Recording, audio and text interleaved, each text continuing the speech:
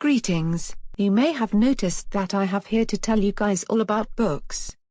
Anyways, today we're going to do an review on Holy Terror.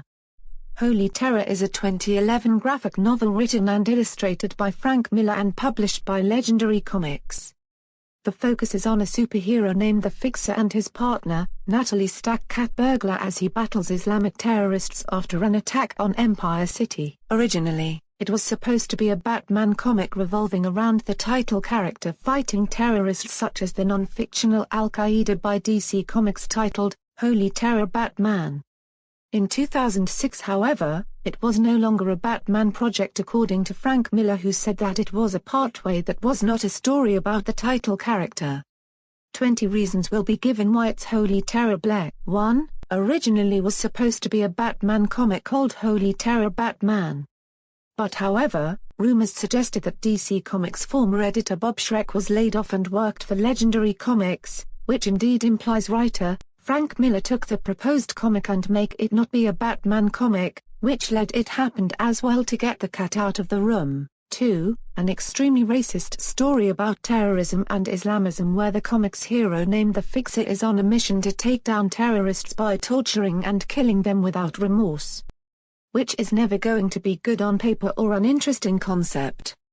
But, this comic itself takes it way too seriously as a modern yet serious propaganda comic. Of course, it has no right to have the potential to be a modern propaganda comic. 3. Tries way too hard to be dark and edgy compared to the old propaganda comics and media. 4. False advertising. The comic implies that it's gonna be in color, nope, it's in black and white. 5. The art style, while passable, appears to be the worst of Frank Miller's, since sometimes the characters will look hideous and have a highly uncanny valley look on their faces. Also, it even tries to imitate the tone and lore of his Sin City anthology series, but fails to make more sense. He often relies on realistic physics such as defying gravity horizontally. His other artwork is also wasted with so many people's faces in one panel along with lots of blank white panels that feels like Miller barely even draw details and negative space over buildings that are never detailed at all. 6. It is extremely Islamophobic, as it accuses all Muslims of being terrorists no matter their age and have no regard for human life according to The Fixer and his conspiracy theories. 7. Uncharismatic characterization, which some of the characters Frank Miller has written them are uninterested, racist, and super lifeless. The Fixer, the hero of the book, and considered to be not Batman without the bat-esque horns in his mask, may be just as bad as, if not worse than the terrorists he and his girlfriend Natalie Stack are fighting, as he tortures other terrorists by revealing their plans and kill them. He even steals a cop car. Even his name doesn't match where he fixes things, and his costume nothing more than red-orange spandex. Also, he even tortures terrorists to commit their sins of their terrorism. His moral The Fixer delivers is broken and hypocritical to a bad degree, since after he criticizes terrorists for having zero regards for human life as mentioned in White's Holy Terror Blair number 3, the next page, as in, the immediate page, he says let's get some killing done, making him as unheroic and racist. Natalie Stack Cat Burglar is just a generic hero, or villain, sympathizer who doesn't even care when the Fixer kills people. Her costume looks too similar to Catwoman without the cat-esque ears from her mask. She has cat-esque eyes. Her costume is a rip-off of Black Canaries. Dan Donegal is a rip-off of GCPD Commissioner Jim Gordon from the Batman comics, whose walking is just weird and awkward along with his cigarette defying gravity horizontally.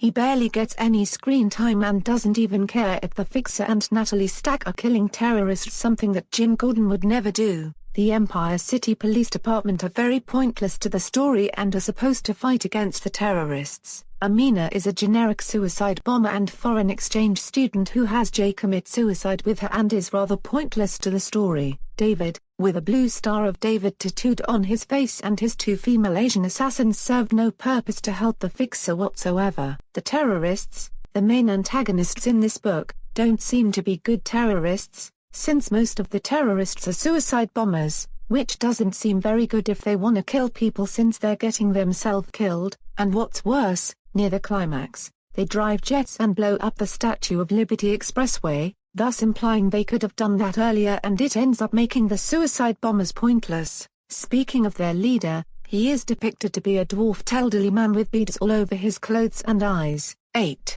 Throughout the comic, the Fixer and Natalie Stack do not take off their masks, and we barely know nothing about them without any characterization. 9. The talking heads from Batman, The Dark Knight Strikes Again return, but unlike said Dark Knight book, there are no speech balloons, so it basically renders them useless to the story and filler. 10. Terrible dialogue like, a nail. A goddamn nail.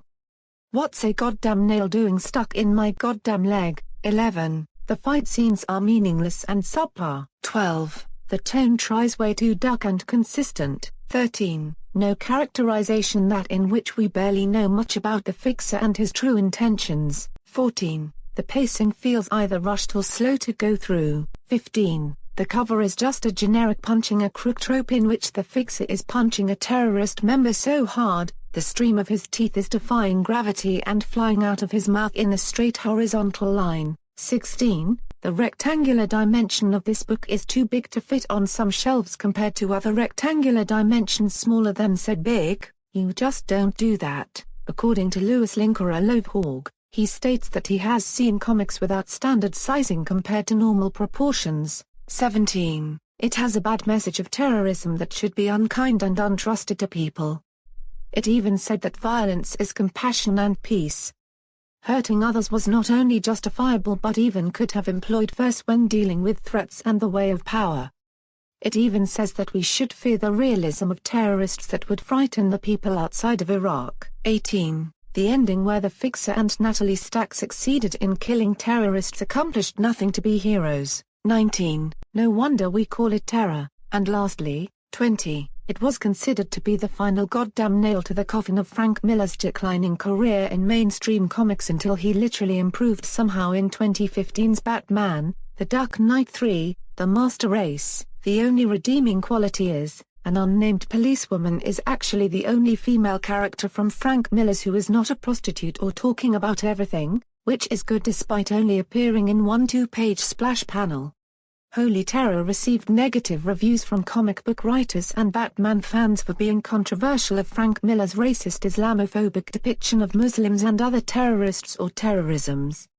Some reviewers felt Miller's writing was simplifying matters to barely an absurd level of being a modern propaganda comic. It was even the controversial subject for treating the enemy, terrorists, in this book as some offensive terrorist organization and religious from Islam. This is described nothing more than a tedious attack on Islam, and outright not interesting towards conspiracy theorists. Stan Lee, a well-known Marvel Comics founder, called the novel as corny, outdated, and inappropriate. Even All-Star Superman comic book writer Grant Morrison would criticize it and imagines either Batman would fight Al-Qaeda, that was originally in the final version of the book, and other terrorists when it comes as some decadent indulgence with real terrorists in the real world. He was more impressed if Frank Miller would give up the graphic novel business and jokingly join the military with hatred. Louis Linker Lovehawk described it as Frank Miller's worst comic he's ever written. An unrelated comic, Batman, Holy Terror, focusing about Batman in DC Comics Elseworlds imprint, was released 10 years before this book was made. Before Holy Terror, Batman, to echo one of Robin's holy catchphrases from the 1966 Batman TV show, was abandoned. The plot would have had the title character, instead of the Fixer, fight Al-Qaeda, a non-fictional terrorist group from Islam, as a modern propaganda comic. In 2017, Frank Miller responded to his graphic novel on his blog and was intended to be an unapologetic propaganda ever since he was too old to serve his old country and imagines that he gladly was pulling the trigger to himself. On April 27, 2018, Miller stated that he regretted making this book containing said propaganda. Although he intended it to be a tribute to 9/11, Miller admitted that he was blinded by hatred and patriotic fever to the point that the comic became an Islamophobic diatribe and felt that he can feel the anger rippling out and never wanted to wipe out his personal life in his biography and not capable of Holy Terror.